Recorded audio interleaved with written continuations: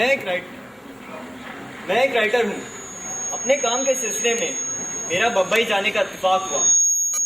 वहीं मेरी मुलाकात नूरे इलाही से हुई। नूरे इलाही बम्बई में लॉन्च का मालिक था। वो अनपढ़ था, लेकिन इस दुनिया से रुखसत होते वक्त हम पढ़े लिखों से अच्छी जिंदगी गुजार गया। आइए नूरे इलाही के घर चलते हैं। रोज के माफिक दाम वसूल किया आप? क्यों किया बाबा तुमने ऐसा? बेटे तुम ना बोलो, ये मेरा मर्जी है, मैं कुछ भी काहे को मगज खराब करता रहता है। क्यों ना बोलूं बाबा, क्यों ना बोलूं? बाबा लॉन्च वाले लॉन्च वाले गुस्सा होते हैं तो उनकी कमाई पर क्यों लात मारता है? जरूरतमंद लोग आता है, मैं उनसे नफा क्यों लूं? बाबा तुम समझता क्यों नहीं है? बाबा लॉन्च वाले इतवार के दिन गुस्सा होते हैं तो उनकी कमाई पर क्यों लात मारता है?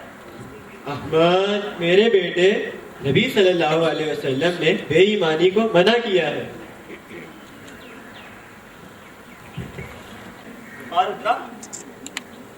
ये क्या, क्यों खरीदे ये फल? कितने पैसे खर्च कर दिए तुमने? हद ही हो गई है फजूल खर्ची की। आराम से, बच्चा बीमार है, जानती हूँ बहुत खर्चा हो गया उसकी बीमारी पर, लेकिन ये फल तो पड़ोसी देकर गए हैं। पड़ोसी को कैसे पता चला बच्चा बीमार है? उनकी बेगम से आज सलाम दुआ हुई थी दरवाजे पर, तो बताया था। अभी कुछ देर पहले ही नूरे इलाही साहब, उनके शौहर, ये फल देकर गए हैं। नूरे इलाही, ओ ये वही शख्स है जो कल मुझे बस में मिला था। मेरे काम के बारे में पूछ रहा था। बहुत दिलचस्पी ले रहा था कि मैं लाइब्रेरी में काम करता हूँ और अखबार में भी लिखता हूँ। तुम सुनकर हैरान होगी कि जब मैंने अपनी बात खत्म कर ली तो उन्होंने कहा, बराए मेहरबानी अपने पैर से मेरा पैर हटा ले। मुझे बड़ी शर्मिंदगी हुई, मैं इतनी देर से उनके पैर पे पैर रखे खड़ा था। वाकई? हाँ, मैंने कहा, आप इतनी देर से बर्दाश्त कर रहे थे, पहले क्यों नहीं कहा? कहने लगे, हमारे प्यारे नबी सल्लल्लाहु अलैहि वसल्लम किसी की बात नहीं काटते थे। इस दौर में ऐसा सादा इंसान, हैरत है। हाँ, अच्छा ठीक है, मैं फलों के लिए उनका शुक्रिया अदा कर दूंगा। क्या? वालेकुम अस्सलाम। अल्लाह का शुक्र है। अब्बा किधर है? बस तेरा बाबा इधर ही कहीं गया था। अच्छा वो कपड़ा ख्याल रखता है तुम्हें? कपड़े वपड़े बनाता है तुम्हें? हाँ, कम लाता है। तेरा बाबा कहता है जो है उसी में गुजारा करो। अच्छा जरा वो फल लाना जो वापस आया था। तू रुक यहीं, मैं लेकर आती हूँ।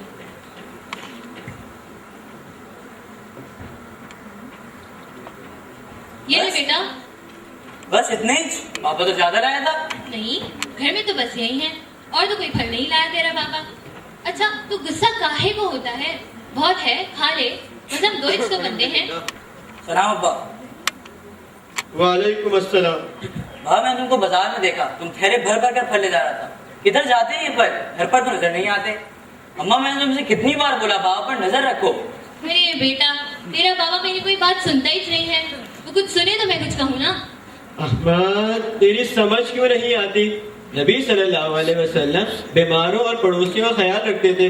उधर पड़ोस में बच्चा बीमार था, फल उसको दिया।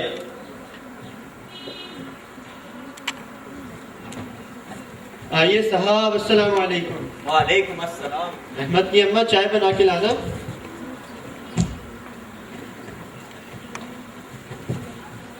मैं यहाँ से गुजर रहा था, आपके घर से जोर जोर की आवाज आ रही थी। सब खैरियत है ना? जी साहब सब खैरियत है। ये मेरा बेटा हर इतवार हमसे मिलने आता है, ऐसे ही मगज खराब करता रहता है। आपका बहुत बहुत शुक्रिया, आप मेरे बच्चे के लिए फल लाए। और मेरी बेगम बता रही थी आप मोहल्ले के बच्चों को सैर के लिए भी लेके गए। साहब पड़ोसियों के हुकूक होते हैं। हमारे नबी सल्लल्लाहु अलैहि वसल्लम बच्चों से बहुत मोहब्बत करते थे। अच्छा आप बैठे, मैं भी चाय लेकर आता हूँ।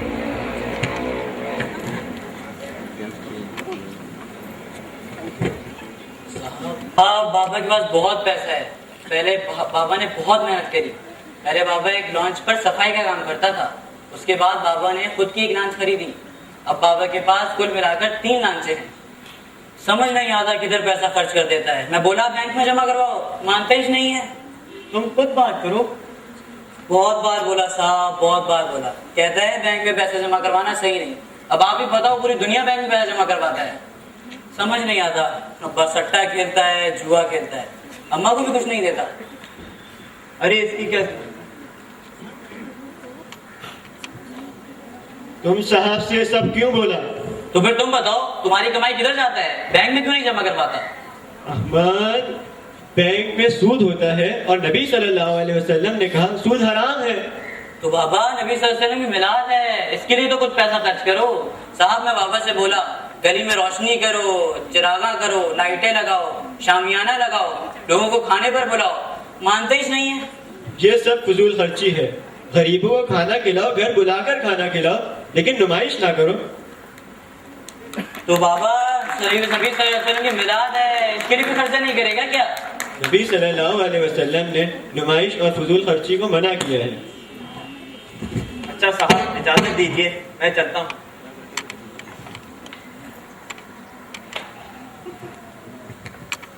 ये कैसा साथी पसंद शख्स है और इसके बेटे के ख्यालात इसके बारे में कैसे मुख्तलिफ हैं? कहीं ऐसा तो नहीं कि नूरे लाई ढोंग नचा रहा हो और वो जुआ या सट्टा खेलता हो? अब आराम करो बस।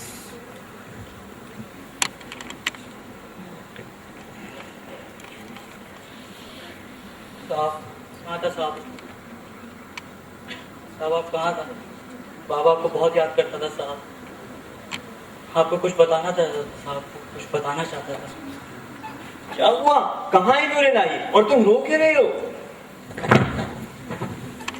साहब मेरा बाबा साहब, मेरा बाबा साहब, मेरा बाबा इस दुनिया में नहीं रहा साहब, मेरा बाबा मर गया साहब, मेरा बाबा मर गया साहब। कैसे? क्या हुआ?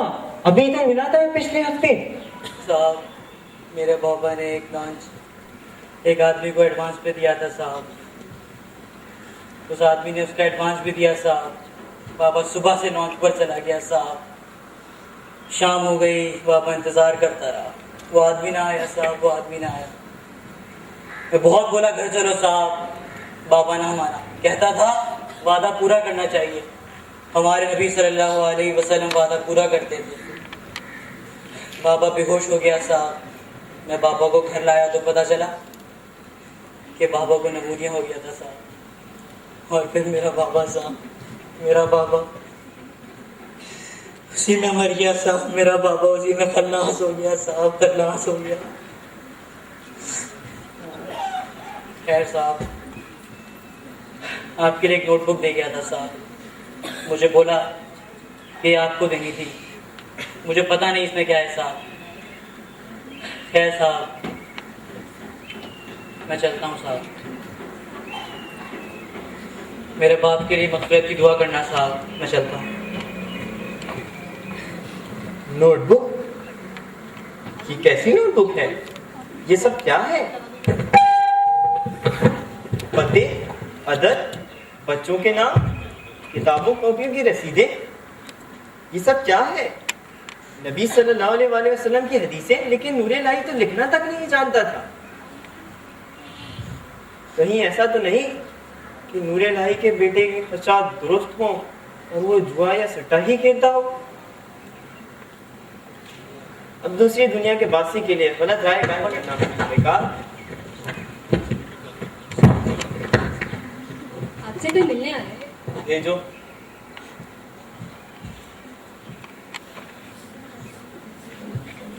अस्सलामुअलैकुम साहब।